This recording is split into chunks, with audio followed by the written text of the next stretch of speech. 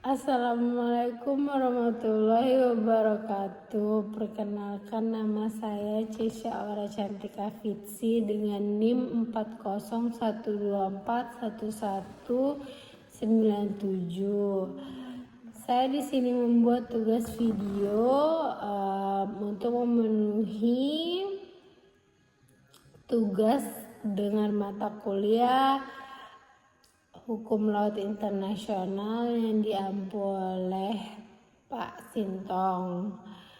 Yang pertama itu saya ingin menjelaskan kasus Manohara dan Ashraf yang melakukan pernikahan di atas kapal perang USS Revenant.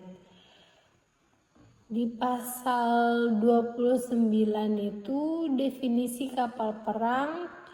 Pasal ini tuh menjelaskan bahwa kapal perang itu memiliki angkatan bersenjata suatu negara, memakai tanda kebangsaan militernya di bawah komando perwira militer yang ditunjuk resmi, dan awak kapalnya tunduk pada disiplin militer. Artinya, tidak semua kapal pemerintah itu adalah kapal perang, harusnya memenuhi unsur militer resmi. Di pasal 32, kekebalan kapal perang. Pasal ini menyatakan bahwa kapal perang dan kapal pemerintahan non-komersial memiliki imunitas penuh. Artinya, tidak tunduk pada yurisdiksi negara lain dan tidak bisa ditangkap, ditahan, atau diperiksa oleh negara pantai. Jika USS Revenant adalah kapal perang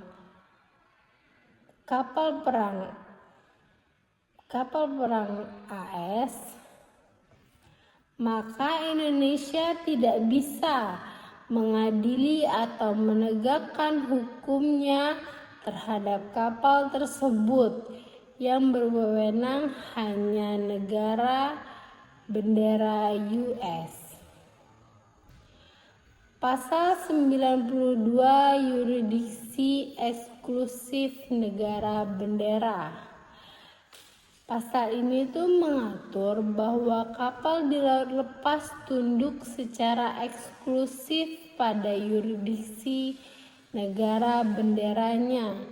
Maknanya, hanya negara bendera yang boleh menjalankan hukum atas kapal tersebut dan negara lain tidak boleh mengintervensinya. Ini tuh disebut dengan flag state jurisdiction. Yang kedua itu ada kasus MV Caledonian Sky di ZEE Papua. Peristiwa ini tuh terjadi di wilayah Indonesia. Pasal 52, hak negara pantai di ZEE. Negara pantai itu memiliki hak berdaulat untuk eksplorasi dan eksploitasi sumber daya alam. Yurisdiksi atas perlindungan lingkungan laut.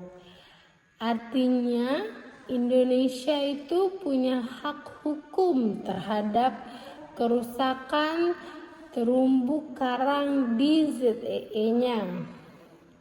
Di pasal 58, hak negara lain di ZEE Negara lain tetap memiliki kebebasan navigasi dan kebebasan pelayaran. Tetapi mereka itu tidak wajib menghormati hukum negara pantai. Di pasal 192 itu juga kewajiban melindungi lingkungan laut. Semua negara itu wajib melindungi dan melestarikan lingkungan laut. Ini tuh adalah suatu kewajiban umum. Dan juga ada itu dijelaskan di pasal 194 pencegahan pencemaran. Negara itu wajib mengambil langkah untuk mencegah pencemaran, mengurangi dan mengendalikan kerusakan lingkungan laut. Jadi Indonesia itu berhak menuntut ganti rugi karena ada pelanggaran kewajiban internasional. Kasus yang ketiga itu ada pengangkatan bangkai Titanic. Di pasal 87 itu kebebasan laut lepas. Laut lepas terbuka untuk semua negara, itu termasuk kebebasan navigasi, kebebasan penelitian ilmiah, dan kebebasan pemasangan kabel atau pipa. Dijelaskan di pasal 89 larangan klaim kedaulatan.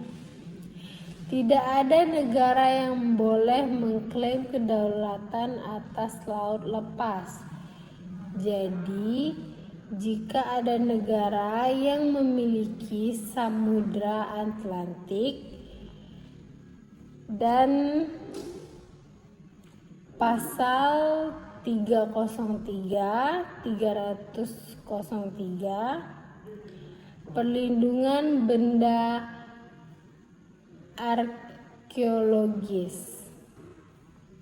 Negara wajib melindungi objek bersejarah dan arkeologis di laut. Artinya, bangkai kapal seperti Titanic tidak boleh sembarangan diambil dan harus memperhatikan kepentingan histori dan kerjasama internasional.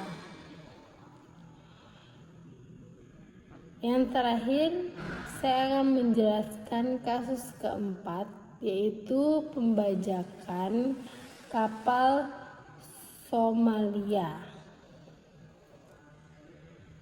Di pasal 100, kewajiban pemberantasan pembajakan. Semua negara wajib bekerjasama menindak pembajakan di laut lepas. Diatur dalam pasal 101 definisi pembajakan. Pembajakan adalah tindakan kekerasan atau penahanan dilakukan untuk kepentingan pribadi, dilakukan di laut lepas, dan oleh kapal terhadap kapal lain. Unsur pentingnya itu untuk kepentingan pribadi dan terjadi di laut lepas.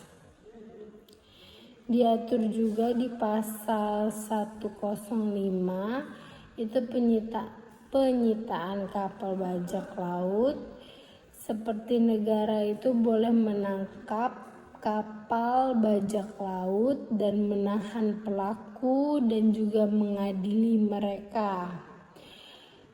Dan ini tuh disebut juga oleh yurisdiksi universal karena semua negara itu boleh menindak.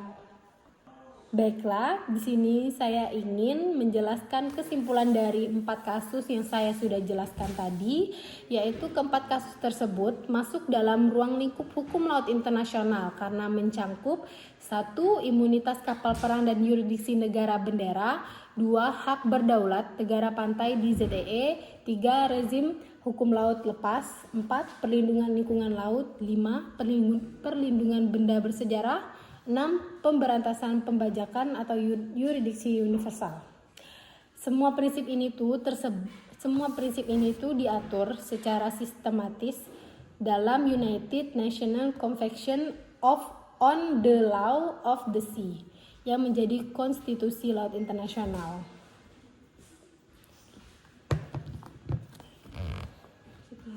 Baiklah, sekian tugas dari Pak Sintong yang saya jelaskan dari 4 kasus tersebut. Jika ada kesalahan saya minta maaf. Saya akhiri, wabillahi taufiq wal hidayah. Wassalamualaikum warahmatullahi wabarakatuh. Terima kasih.